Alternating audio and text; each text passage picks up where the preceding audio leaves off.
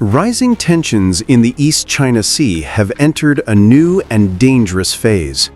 On December 6, Japan's Ministry of Defense revealed that Chinese military aircraft had locked their radar onto two Japan Air Self-Defense Force F-15 fighters as they patrolled international waters southeast of Okinawa.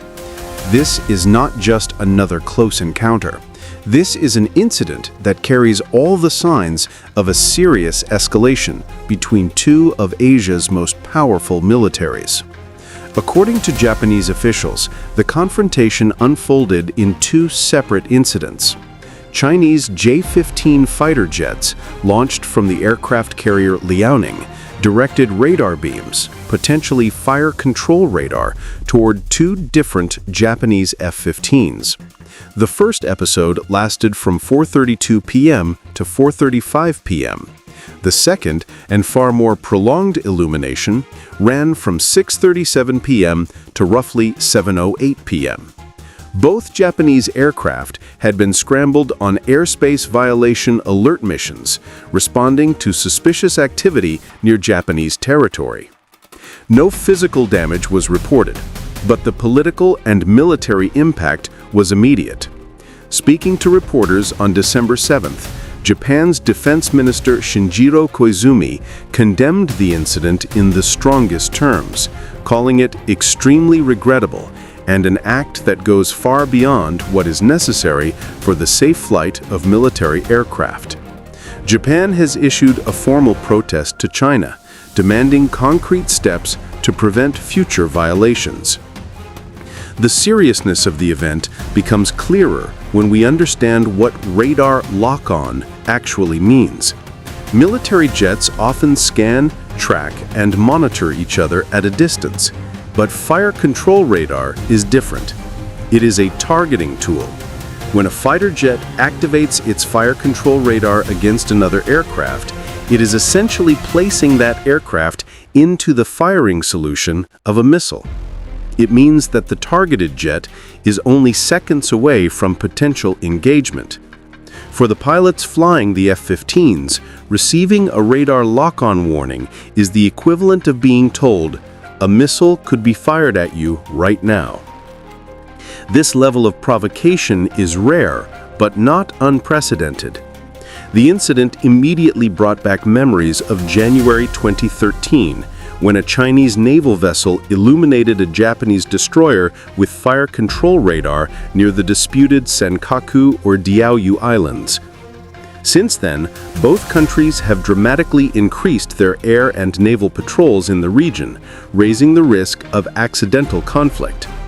The December 6th confrontation comes at a time when China's aircraft carrier Liaoning has been conducting extensive operations in the Pacific. The J-15s involved in this incident are China's carrier-capable fighters, often deployed during carrier group exercises. For Japan, this growing PLA naval presence near Okinawa is deeply concerning because the region is home to key Japanese air bases and lies directly on the edge of the Taiwan Strait, a strategic hotspot watched closely by the United States. Later on December 7th, Koizumi briefed Australia's Deputy Prime Minister and Defence Minister Richard Marles about the radar lock-ons.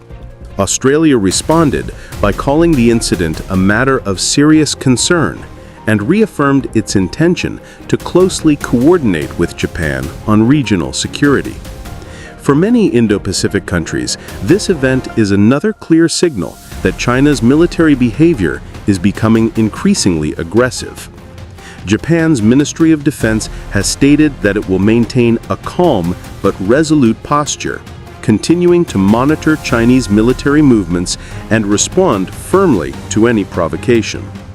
Behind the scenes, Japan has been strengthening its air defenses, deploying upgraded radars, and expanding its F-15s and F-35 fleets to counter growing Chinese military pressure.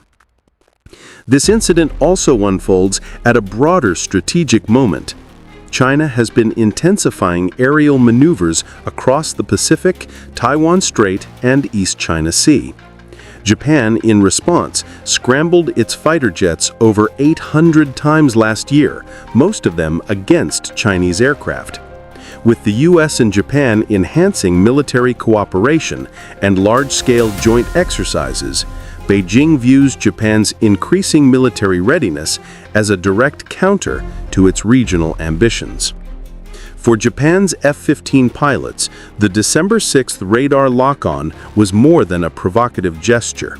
It was a stark reminder that one wrong move could turn a tense standoff into a full-scale crisis. Radar lock-ons are among the final steps before missile launch, and while neither side fired a shot, the message was clear. The East China Sea is becoming one of the world's most dangerous military flashpoints. As both nations continue their patrols, surveillance flights, and naval deployments, the risk of miscalculation only grows. The international community is watching closely, hoping that diplomacy can prevent a single spark from igniting a conflict that would reverberate across the Indo-Pacific and beyond. This is Mighty Military, bringing you the latest developments, strategic insights, and in-depth coverage from around the world's most tense and critical military front lines. Stay updated, stay informed, and join us as we continue to explore the rapidly changing landscape of global defense and security.